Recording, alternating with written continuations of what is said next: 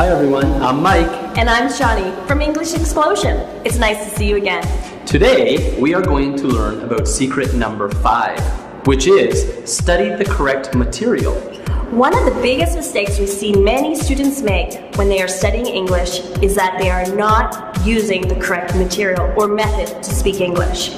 Many language schools and teachers make their students study old, boring material that is not useful in real-life situations.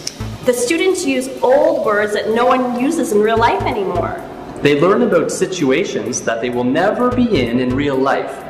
For example, we have seen students in language schools study stories and material about pirates and robots and fairy tales. These are topics that are not important and you will never experience them in your real life. These stories do not have the real English that you need in real life. You don't need to know how a pirate talks or characters from fairy tales talk. You need to know how students in university talk or people at work talk. You need to know what things people say when they're dating in English-speaking countries. For example, we have a friend who studied this kind of wrong material for years in language schools. He thought his English was very good, but when he came to visit us in the United States and we were in a restaurant eating, he had no idea what to say to the waitress, and he didn't understand anything that the waitress was saying to him. When the waitress asked him what he wanted to eat, he couldn't even order a hamburger. He had no practice or experience using the real English he needed in real-life situations like this. He quickly realized the English material he had been studying was not useful at all in real life.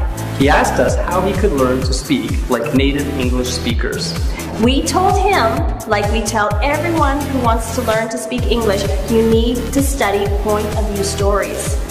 And you need to study the real conversations that would happen in these real situations. You might be wondering, what is a point-of-view story? Well, a point-of-view story is a short story where we learn about what is happening in the story from different points of view. For example, we learn about when the story is happening and who is telling the story. This is very important because we use these stories to learn grammar without even knowing we're learning grammar, without even thinking about grammar. We hear these stories being told in the present tense, then we hear parts of the story in the future or past tense. As you listen to these stories many times, you start to understand how native speakers switch back and forth between present tense and past tense and future tense.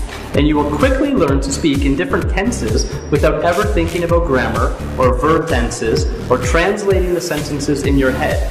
When you are able to switch between tenses naturally and stop thinking about grammar, you are halfway there to speaking fluently like a native English speaker. Now, to sound natural and normal like a native speaker and not like a robot or a dictionary, you need to know the right words and phrases, slang and idioms that native speakers use in real conversations that would happen in real-life situations. Our English Explosion lessons are created specifically to teach our students to speak fluently without thinking about grammar, and our English Explosion lessons will teach you how to use real English that you need for real-life situations.